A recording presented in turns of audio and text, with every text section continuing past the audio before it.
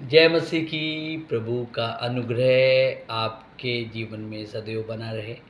मेरी शुभकामनाएं आपके साथ हैं, उन सभी हमारे मित्रों और साथियों के साथ जो हमेशा हमको देखते हैं, सुनते हैं यूट्यूब पे, हमको कमेंट करते हैं, लाइक करते हैं। आशा करते हैं आप अपने घरों में सकुशल होंगे और जितने भी वचन जो मैंने अपने जीवन में उन अनुभव से जो जीवन में परमेश्वर ने हमको दिए हैं, उनसे आपसे बातचीत करते हैं, उसका लाभ आपको मिला होगा। आज के दिन भी परमेश्वर के वचन से उन अनुभव को जो हमने अपने जीवन में प्राप्त करके लाभ उठाया है, आपके साथ बांटेंगे। आज मैं धर्म के विषय बात करना चाहता हूँ। जब भी धर्म की बात होती है तो हमारे जहन में एक ही बात होती है कि हम ईसाई हैं, वो हिंदू है, वो मुस्लिम भाई है, वो जैन है, वो पारसी है, बुद्ध है।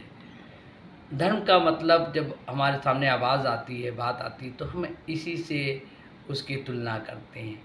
लेकिन हम में से बहुत से बुद्धिजीवी जो लोग हमको सुन रहे हैं, वो जानते हैं इस बात को कि धर्म ये धर्म नहीं है, ये तो जातियाँ हैं।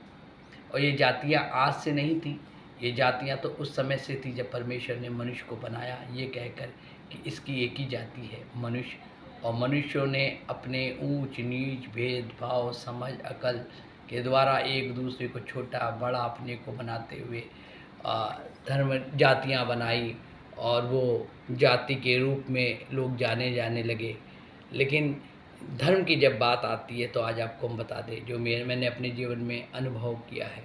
हमेशा मैं कहता हूँ कि धर्म का मतलब ये होता ये है। लुक रखिएगा उंगली को, जैसे उंगली तो को देख रहे हैं ना। ये काटना पड़ेगा यहाँ से? नहीं, बराबर है, कट जाएगा बाद में। हाँ हम ठीक कर लेंगे। यहाँ से रखिए, ओके। ये मतलब उंगली को देखकर बोलिएगा आप। जब भी धर्म की हम लोग बात करते हैं तो हमें जानना चाहिए कि आखिर धर्म क्या है। जब मनुष्य दुनिया में बनाया गया, परमेश्वर ने मनुष्य को बनाया, तो उसका धर्म एक ही था और उसका धर्म था उसका कर्म। जो भी इंसान के हिस्से में आया काम और उसने अपने काम को करा, वही उसका अपना धर्म बन गया। धर्म ये होता है कि अपने जीवन में जो काम हमारे हिस्से में आता है, जब उसको हम 100% ईमानदारी से, सच्चाई से, निष्ठा से करते हैं, वो हमारा धर्म बनता है। हम मानव जातियों का धर्म ये है कि जिस भी कार्य को हम करते हैं उसके प्रति हम समर्पित रहें, निष्ठावान रहें, हम ईमानदार रहें। और जब हम उन कार्यों को करते हैं तो ये हमारा धर्म बनता है। धर्म का मतलब होता है परमेश्वर के साथ हम मनुष्यों का अच्छा संबंध। जिस इंसान का संबंध परमेश्वर के साथ अच्छा होता है, आपको बता दें, वो वही काम करता है जो परमेश्वर उसके जीवन से चाहता है। आपको ये मालूम होना चाहिए कि परमेश्वर ने जब मनुष्य को बनाया तो मनुष्य से वो क्या इच्छा रखता था, वो क्या कल्पना रखता था। आज भी जब माता पिता, जब बच्चे उनके घर में संतान उत्पन्न होती है, पैदा होती है, तो हर माता पिता अपने संतान को, अपने बच्चों को वो एक प्लान कर लेते हैं कि हम अपने बच्चों को ऐसे संस्कार देंगे। आपने देखा होगा कि अब तो ऐसा कम घरों में दिखने को मिलता है कि पहले घरों में क्या होता था कि किसी भी घर में महापुरुषों की फ़ोटो लगा हुआ करती थी। घरों में भगत सिंह जी की लगी होती थी, चंद्रशेखर जी की लगी होती थी, स्वामी विवेकानंद की लगी होती थी, गांधी जी की लगी होती थी। इन महापुरुषों की लोग अपने घरों में फ़ोटो लगाते थे। उसका मकसद सिर्फ इतना ही था कि हर एक लोग अपने बच्चों को, अपनी संतानों को इन महापुरुषों के संस्कार और उनमें वो चीज़ें देखना मांगते थे। और इंसान पहले के अगर आप लोग देखें तो हो सकता है पहले के लोग दौलतमंद नहीं होते थे, इतना ये सब चीज़ें उनके पास नहीं होती थी, लेकिन उन बच्चों में बड़े संस्कार नज़र आते थे, क्योंकि माता पिता सबसे ज़्यादा ध्यान अपने बच्चों में संस्कार को डालने में लगते थे। लेकिन आज के युग में, इस युग में हर माता पिता अपने बच्चों को बहुत बड़ा बनाना चाहते हैं। वो अपने बच्चों को कोई IAS बनाना चाहता है, कोई डॉक्टर बनाना चाहता है, कोई इंजीनियर बनाना चाहता है। बुरा नहीं है, बिल्कुल हमारा लक्ष्य होना चाहिए कि हमारे बच्चे हमारे इस युग में डॉक्टर बने, इंजीनियर बने, सब कुछ बने। बड़े से बड़ा कोशिश करिए कि आप अपने बच्चों को बहुत बड़ी एजुकेशन दें। यहाँ से लेकर आपको जो टॉप एजुकेशन दिखती है आप बिल्कुल दीजिए। बच्चों के लिए ख्याल रखिए, बच्चों को बड़ा से बड़ा बनाने के लिए। लेकिन आपको एक बात बता दें कि इसके साथ आपको कतई इस बात को भूलना नहीं है कि बच्चों को सब कुछ सपने देखिए, लेकिन सबसे प्राथमिकता बच्चों को अच्छे संस्कारों की होनी चाहिए। ये सब चीज़ें उनके जीवन में चलती रहे, लेकिन इसके साथ-साथ उनको एक अच्छे संस्कारों को बिल्कुल उनके अंदर आप दाखिल करिए और आपको दुनिया में ज्ञान, बुद्धि, समझ, पढ़ाई, एजुकेशन चीज़ें आपको स्कूलों से, कॉलेजेस से, चीज़ों से मिलती है, यहाँ से मिलती है। लेकिन आपको पता है संस्कार किसी दुकान में नहीं मिलते, ना कॉलेजेस से मिलते हैं, ना इंस्टीट्यूशन से मिलते हैं। संस्कार बच्चों को परिवार से मिलते हैं और आपको बता दें कि हमेशा बच्चों में संस्कार अपने माता-पिता और उस परिवार से मिलते हैं जहाँ पर माता-पिता के साथ परिवार रहता है, दादा-दादी, नाना-नानी ये रहते हैं। हमारा आपका दायित्व है कि हम अपने बच्चों में संस्कारों को इम्पार्ट करें। ये तब होता है, कहते हैं बच्चे अपने माता-पिता को देख के बढ़ते हैं। ये सीखने-सिखाने की बात नहीं है। अगर आप किताबों से बच्चों को संस्कार के बारे में सिखाएँगे, बहुत प्रभाव पड़ने वाला नहीं। लेकिन बच्चे आपको देखते हैं, बचपन से लेकर जवानी तक बच्चे आपको देखते हैं। अगर आप चाहते हैं कि बच्चों में संस्कार आने पाए, तो आपको अपने अंदर खुद पैदा करने पड़ेंगे, क्योंकि बच्चे आपकी जुबान से हासिल करने वाली चीज़ों को नहीं है, बल्कि आपके अंदर जो चीज़ें देखेंगे सुबह से शाम तक, आपको, आपकी पत्नी को, पत्नी, शौहर को, परिवार को, दादा-दादी, नाना-नानी, मौसी, एक परिवार होता है, इनके अंदर चीज़ों को जो देखते हैं वो संस्कार उनके अंदर आते हैं। और आपको बता दें जिस तरीके से एक संस्कारी बच्चा समाज के अंदर बड़े ओहदों पे पहुंचकर एक महान व्यक्ति बनता है, उसी तरीके से आपको बता दें कि परमेश्वर के संस्कार आपके जीवन में आने बहुत ज़रूरी हैं। और परमेश्वर ने जब मनुष्य को बनाया तो उन संस्कारों से भर के बनाया। आज भी परमेश्वर चाहता है कि मनुष्य आध्यात्मिक संस्कारों से भरे बना रहे।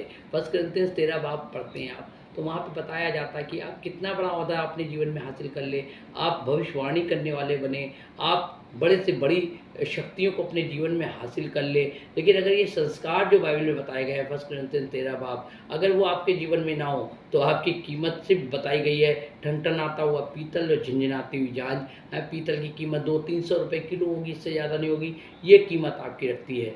लेकिन अगर आप संस्कारों को हासिल कर लें और उसके साथ साथ शक्तियों को हासिल कर लें तो आप एक महान व्यक्ति बनेंगे। तो इसलिए आपको अपने धर्म का पालन करना है। हमारा धर्म क्या है? हमारा धर्म वो है जो काम हमको हमारे जीवन में मिलते हैं, दिए जाते हैं, उनकी हम रखवाली करते हैं, उनको हम बड़े सचेत से हिदायत के साथ सावधानियों से करते हैं, इस बात का ख्याल करते हुए कि जो काम हम कर रहे हैं उससे हमारा परमेश्वर नाराज़ तो नहीं होता है। जिस मकसद से उसने हमको आपको बनाया है, क्या वो मकसद हमारी ज़िंदगी से पूरे हो रहे हैं?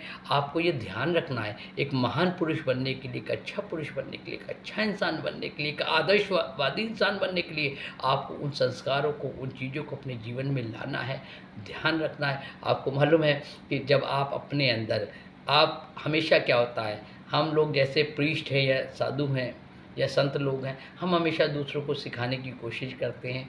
नहीं, मैं सोचता हूँ बिल्कुल ये गलत वे है। हमें किसी को सिखाने की ज़रूरत नहीं है, हमें सिखाने की ज़रूरत नहीं है। लोग हमारे अच्छे आचरण से, हमारे अच्छे जीवन से हमें सिखाने की ज़रूरत नहीं है, हमको खुद सीखने की ज़रूरत है। अगर हमने अच्छी चीज़ों को सीख लिया, एक आदर्शवादी इंसान हम बन गए, आपको मालूम है लोग खुद आपसे देख कर आपको सीख लेंगे। तो लोगों को सिखाने की ज़रूरत नहीं है, आपको खुद सीखने की ज़रूरत है। एक अच्छा जीवन, एक भला जीवन, एक आदर्शमय जीवन, एक खूबसूरत जीवन, दया, कृपा, भलाई, संयम, प्रेम, ये सब चीज़ें जब आपके जीवन में दिखाई देंगी, ये अपने आप में एक किताब बनता है जिसको लोग देख के खुद पढ़ेंगे, खुद सीखेंगे, खुद जानेंगे। आप एक महान व्यक्तियों की लिस्ट में आएंगे और आप देखने पाएंगे कि आप अपने जीवन में परमेश्वर की मंशा को पूरी करेंगे, क्योंकि परमेश्वर ने आपको इसलिए बनाया है कि आप अपने जीवन से परमेश्वर के स्वभाव मनुष्यों में ज़ाहिर कर सके। परमेश्वर, बाइबल बताती है, आत्मा है, उसको कोई देख नहीं सकता, लेकिन उसके जो गुण हैं वो आपके जीवन में जब आते हैं तो आप अपने जीवन से एक परमेश्वर को प्रदर्शित करते, परमेश्वर को शो करते कि परमेश्वर क्या है, अच्छाई क्या है, एक अच्छा जीवन क्या है, एक मानव जीवन क्या है, एक आध्यात्मिक जीवन क्या है। तो इसलिए अपने जीवन में आपको ये सीखना है कि अभी जो हमने बातें बताई, फर्स्ट कोरिन्थियंस 13 बाइबल में लिखा हुआ है कि आप कितने शक्तिमान, ताकतवर पर महान उपदेशक भविष्यवक्ता क्यों ना कुछ हो, इनकी कोई कीमत नहीं है जब तक आपके जीवन में अच्छाइयों से भरा, संस्कार से भरा, ना। खूबियों से भरा, प्रेम, मोहब्बत, धीरज, संयम, कृपा, भलाई, अद्भुत चीज़ें ना हो, इनकी कोई कीमत नहीं। क्या कर लेंगे इतने शक्तिमान बन के अगर आपके जीवन में ये अच्छाइयों का जीवन ना हो। प्राथमिकता आपके अंदर गुणों से, एक अच्छे गुणों से भरा जीवन होना चाहिए। खुदावंद आपको बहुत बहुत आशीष दे। आशा करते हैं कि एक अच्छे जीवन को की प्रेरणा लेंगे, आप अच्छे जीवन को बनाएंगे। और आप इसलिए बनाए गए हैं, अपने लिए नहीं, आप दूसरे के लिए। आपको मालूम है वृक्ष अपने आप से ऑक्सीजन अपने लिए नहीं लेता, छाया अपने लिए नहीं लेता। आप छाया ये सब चीज़ें उसको खुद अपने लिए नहीं होता है, ये देने के लिए लेता है। आपको बता दें जितनी भी चीज़ें स्वाभाविक बनी है, परमेश्वर ने बनाई है, वो कुछ देते हैं। पानी, नदियाँ खुद पानी नहीं पीती, वो दूसरों को देती। कुछ भी उठा के देख लीजिए, दुनिया के अंदर जो भी चीज़ परमेश्वर ने बनाई है वो अपने अंदर से दूसरों के लिए बनी है। मनुष्य क्या है, मनुष्य बना है वो सिर्फ अपने लिए बना है। हर चीज़ जब भी सोचता अपने लिए, बच्चों के लिए, परिवार के लिए, पत्नी के लिए, लेकिन वो दूसरों के लिए नहीं सोचता। गलत। हम बने, परमेश्वर ने आपको हमको इसलिए बनाया है कि हम दूसरों के लिए बने, दूसरों के लिए। अपने लिए जिए तो क्या जिए, तू जी जरा ज़माने के लिए। खुदावंद आपको बहुत बहुत आशीष दे। Praise the Lord. बहुत अच्छा, बहुत बढ़िया।